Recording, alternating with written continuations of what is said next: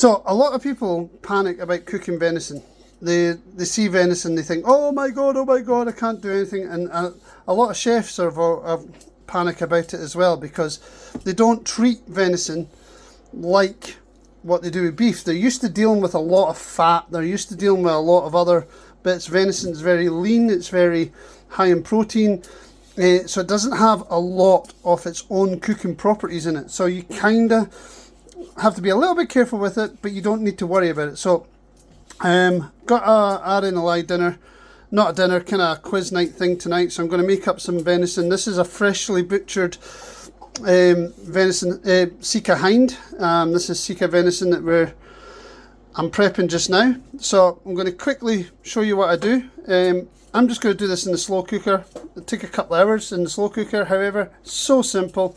Let's just take some of this meat. We'll just brown it off in the slow cooker. I put a little bit of oil in there. Put some light on the subject. There we go, that's better. I put a little bit of oil in here in the slow cooker.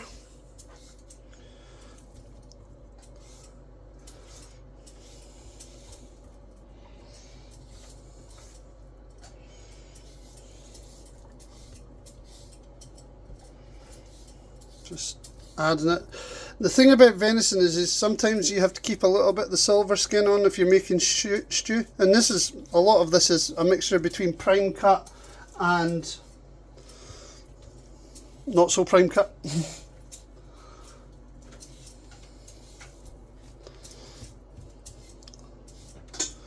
Make sure that I started it.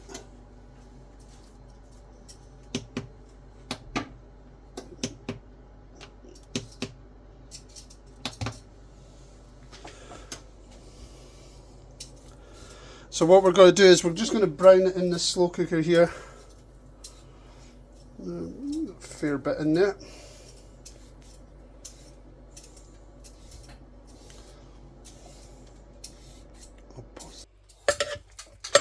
So just brown it. Before it browns, that's when we start adding a little bit of seasoning. So some mixed herbs. Always got loads of mixed herbs.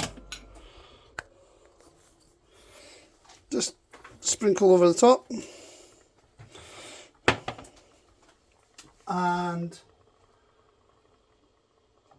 some chives,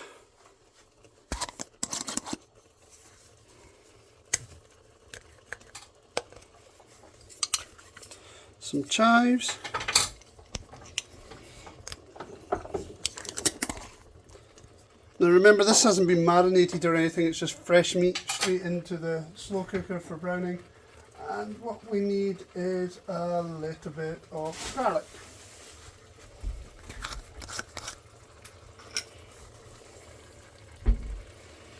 Just a little bit of garlic. Here it's sizzling there. This won't take much to brown. Now you can do this in butter. I've just put a little olive oil in the bottom, but you can do this in butter as well. Butter would be nice, but don't put too much butter in if it's going to be a stew, because browning it in butter is more like cooking a steak than what it is actually, and it would retain all that oily fat and everything, which you don't really want to do.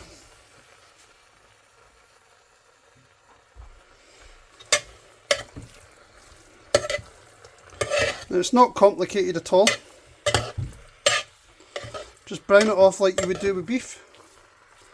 Doesn't need to be completely browned off, but just enough. Now this won't break down the same as, say, pork or that, but it'll still break down because there isn't a lot of fat holding all this together. See, look at that, start to cook already. Nice colour, beautiful colour, the smell is amazing. Now there's a lot more that goes into this pot, so it's more than just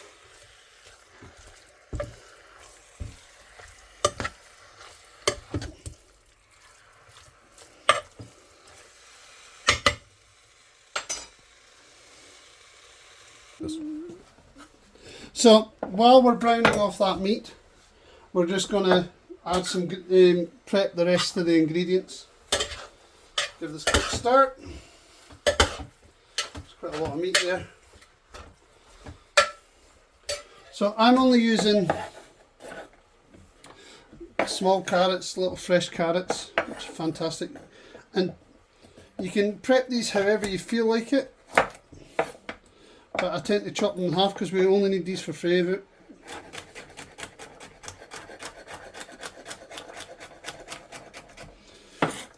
Don't need to be big chunks.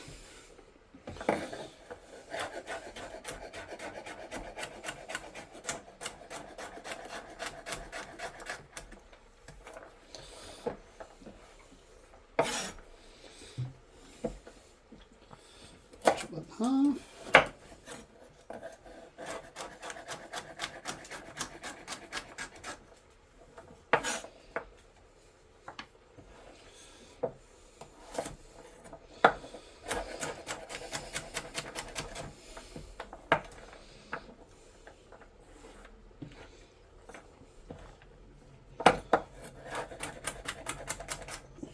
Pause it.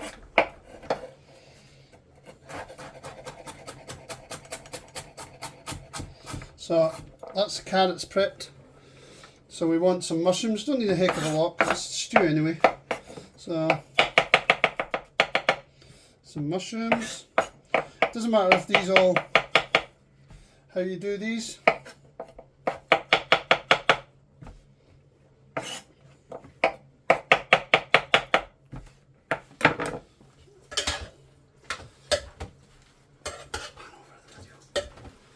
So that's it, that's the meat starting to brown beautifully. Look at the colours and that, smells amazing. Just giving it a quick stir. And finish off these mushrooms.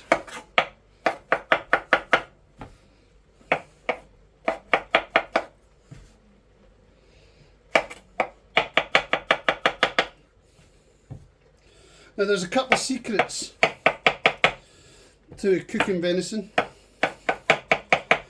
Just because of the texture and the flavour and the lack of fat in it, you kind of have to put a little bit extra veg in just to kind of bind it all together. So that's some mushrooms and the carrots. Now we've got a large onion. These are fantastic, beautiful. Now, a lot of people complain of how I peel onions, but I never end up in tears like some folk I know. So, do it this way. Now, it doesn't need to be anything fancy. You can do it the old-fashioned way, where you go make a couple of slits and go like that, and then cut down the line like that, and then you have perfect diced onions. I'm not really bothered about that because it is a stew after all. That is a nice way of making diced onions. You can just do it long ways and not chop your fingers off. Chop it half. There we go. So that's the veg now. So that's starting to get there. It's completely done almost. So we're going to take it off the saute just now. We'll just stop that and let that just do its own thing.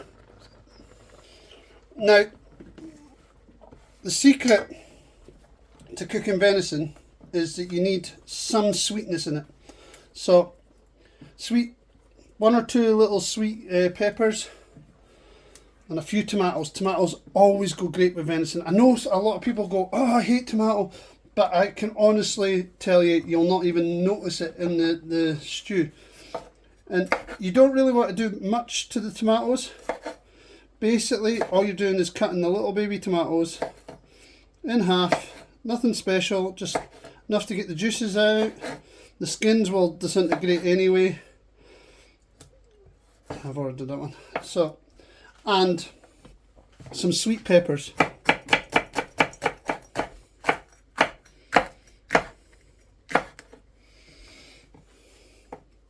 Doesn't matter if the seeds are there either. Some nice sweet peppers. Just a couple, you don't need a lot.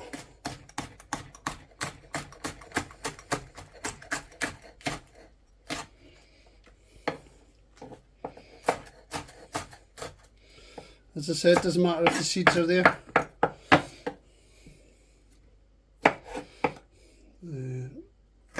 Some big ones. Now, so as you see, there's quite a lot of liquid there. That's just the water coming out, the stock that's coming out, whatever was in the fresh meat. Remember, this wasn't frozen or anything. It was straight butchered this morning, and now it's being cooked. So it's beautifully browned. So first of all, we'll add the sweetness to it.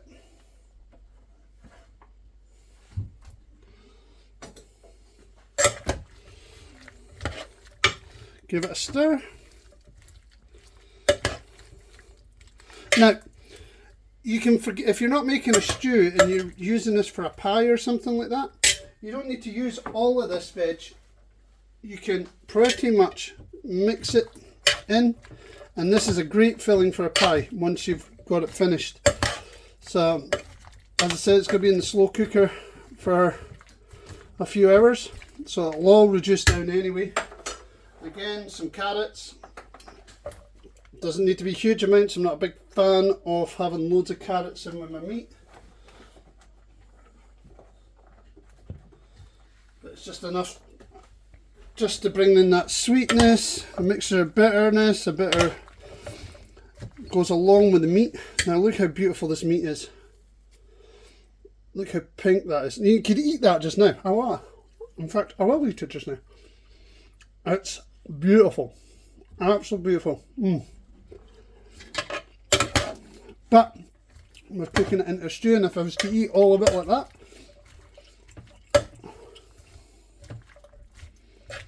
there we go. Right, now we have the secret ingredient. If I can find it, there we are. Pause it. One of my secret ingredients for cooking venison, especially in the stew, and if you want it velvety, yeah, for a pie filling, or if you want to put pastry with it, or if you just want to make a stew, nice winter stew, Bisto onion gravy granules. Now they should sponsor me, but they shouldn't. Now you just put a generous amount over the top. Now that's a big tall tub. I don't know how many grams that is. 300 gram tub. I've put in maybe 60 grams of that. I don't care, just play it by ear. I'll probably add more later. Probably you can add and whatever later. So water from the kettle just to top up the water and the fluids. Do not change the stock that's in the bottom, because that's where all the flavour is.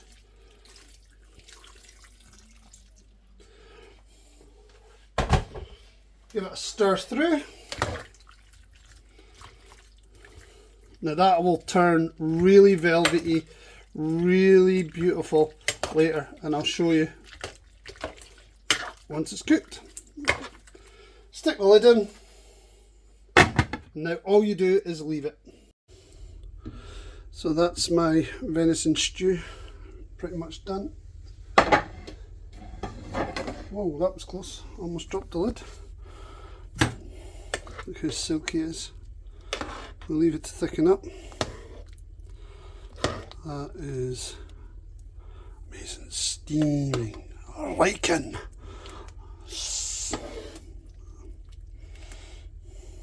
You notice that tomatoes all but gone. There's some sweet peppers just going through it. Mushrooms are perfect. Now if you really wanted to thicken it up, so say you were using this in a pie, what you would do is just add more gravy. Just add more onion gravy. It's so simple. I'll just add a little bit. Could firm it up a little bit, but that's it done, pretty much. We'll leave it on cook for another half hour or so, and then I will pack it up and get it ready to take down to the add in the lye base.